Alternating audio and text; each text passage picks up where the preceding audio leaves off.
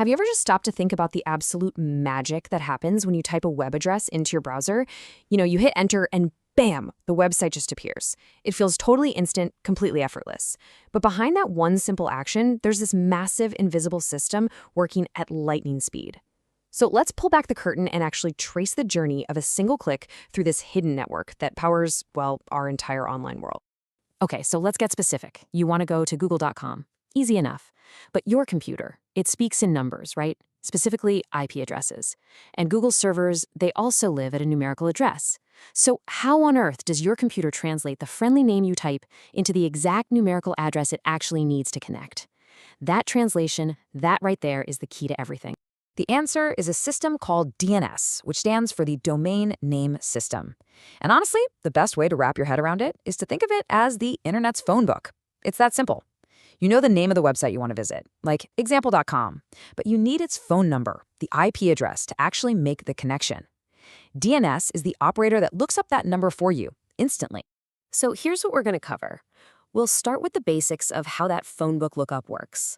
Then we're going to uncover its open secret, and it's a pretty major security flaw. From there, we'll look at the battle to fix it, the privacy revolution that it kicked off, and how DNS has now evolved into something way more sophisticated. And all of that leads us to a really crucial final question. Who really controls what you see on the web? All right, first up, the internet's phone book. Let's actually follow a single request as it zips across the internet to find its home. It's a surprisingly intricate little dance. So this isn't just one simple lookup. It's more like a chain reaction. It all starts with your browser asking a local helper. This is called a recursive resolver. If that resolver doesn't already have it saved, it kicks off a little quest. It goes right to the top, to a root server, and basically asks, hey, where do I find anything that ends in .com? The root server points it to the .com top-level domain server. That TLD server then points to the final stop, the domain's very own authoritative server, which holds the official record. That server gives the final correct IP address, which then travels all the way back down the chain, finally letting your browser make the connection. It's a whole journey that happens in a blink of an eye. And now for the problem. You see, for decades, this entire elaborate dance happened completely out in the open, which brings us to Section 2, an open secret.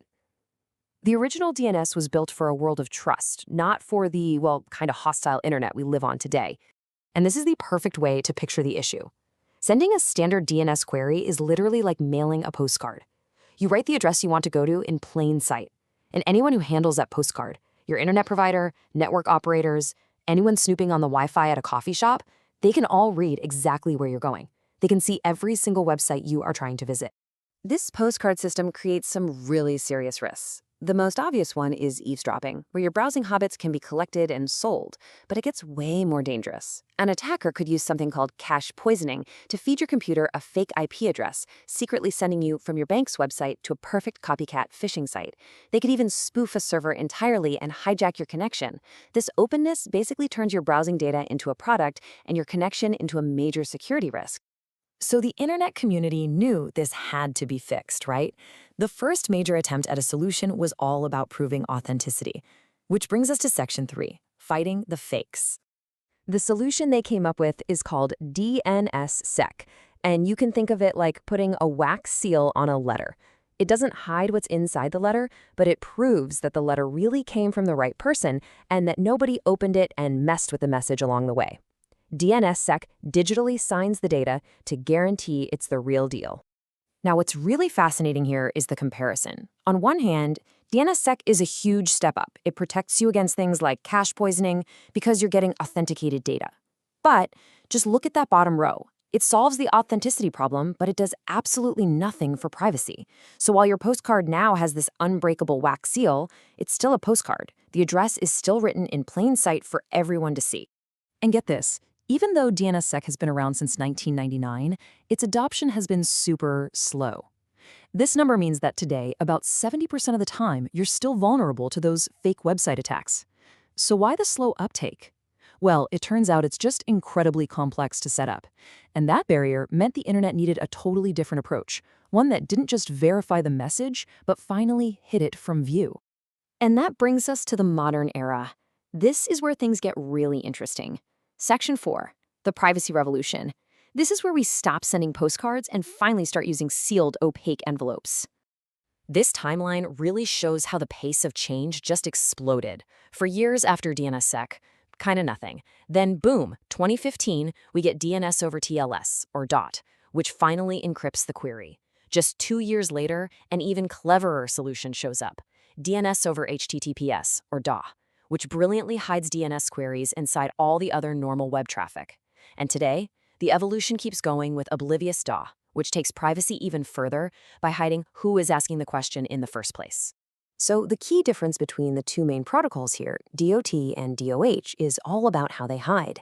DOT uses its own special port, which works great, but also makes it pretty easy for a network or maybe a government to spot it and block it. DOH, on the other hand, is sneaky. It uses port 443, the exact same one as all secure websites. It just blends into the crowd, which makes it incredibly difficult to single out and censor without just blocking huge parts of the internet. But the evolution wasn't just about security and privacy. DNS itself has become incredibly powerful. Welcome to Section 5, DNS Gets Sophisticated. Yeah, forget the simple phone book. This is now a smart traffic routing system for the whole globe. Modern DNS is way more than a directory. It's a global traffic controller. As you can see, it can intelligently send users to the server that's physically closest to them for better speed.